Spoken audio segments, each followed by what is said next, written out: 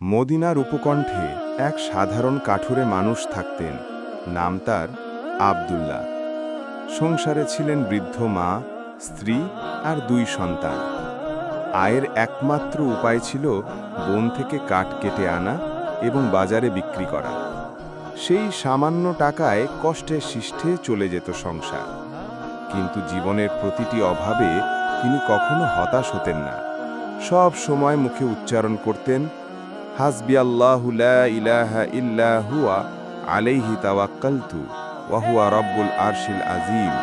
অর্থাৎ, আল্লাহ আমার জন্য যথেষ্ট, তার উপরে আমি ভরসা করি। তার স্ত্রী মাঝে মাঝে কেঁদে ফেলতেন, কারণ ঘরে খাবার থাকতো না, সন্তানরা অনাহারে ঘুমিয়ে পড়ত। তখন আব্দুল্লাহ স্ত্রীর হাত ধরে বলতেন, তুমি কি জানো না, রিজিকের মালিক শুধু আল্লাহ? আমরা কারো কাছে হাত পাতব না, আল্লাহর কাছে চাইব। যে আমাদের সৃষ্টি করেছেন, তিনিই তো আমাদের খাওয়াবেন। একদিন বাজার থেকে ফেরার পথে তিনি রাস্তার ধারে একটি ভারী থলি পেলেন। খুলে দেখলেন ভেতরে সোনার মুদ্রা। চারিদিকে তাকালেন, কেউ নেই। প্রথমে মনে হলো, যদি এটি নিজের কাছে রাখেন তবে অভাব চিরতরে দূর হবে। কিন্তু মুহূর্তেই মনে পড়ল নবীজির বাণী, যে ব্যক্তি অন্যের হক আত্মসাৎ করে, কিয়ামতের দিনে তার শাস্তি কঠিন হবে। তিনি থলিটা সঙ্গে নিয়ে সোজা মসজিদের ইমামের কাছে গেলেন।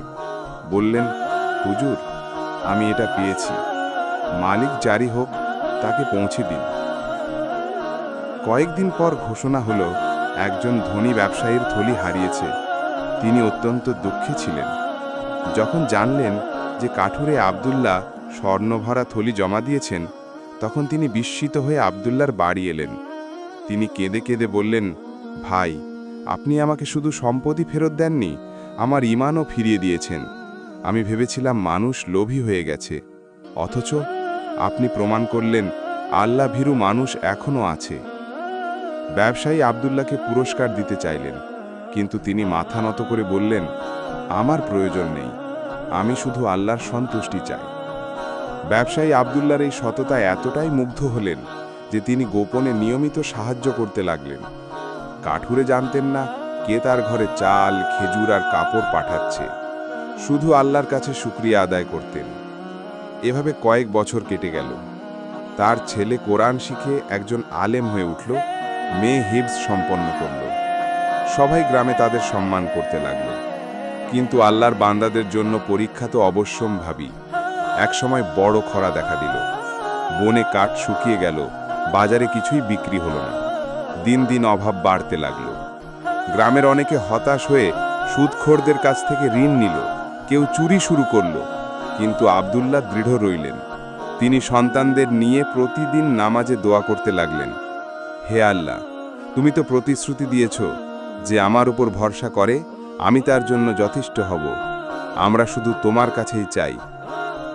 এক রাতে তিনি স্বপ্নে দেখলেন, আকাশ থেকে এক আলো নেমে আসছে, আর সেই আলো তার ছোট্ট বাগানকে ঘিরে ফেলেছে।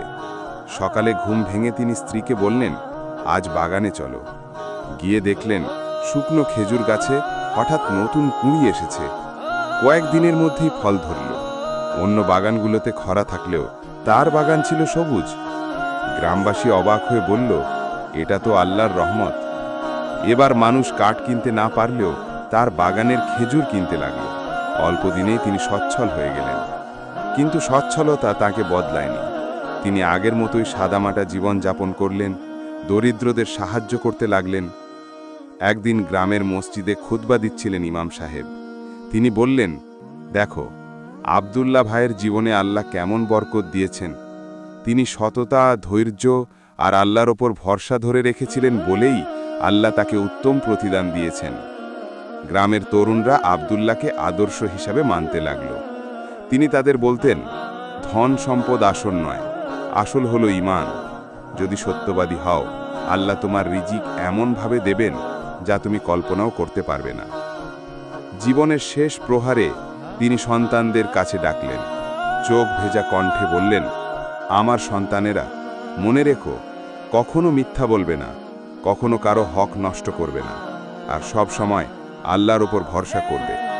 আমি গরিব হয়েও সুখী ছিলাম, কারণ আমার হৃদয়ে আল্লাহর প্রতি তাওয়াক্কুল ছিল।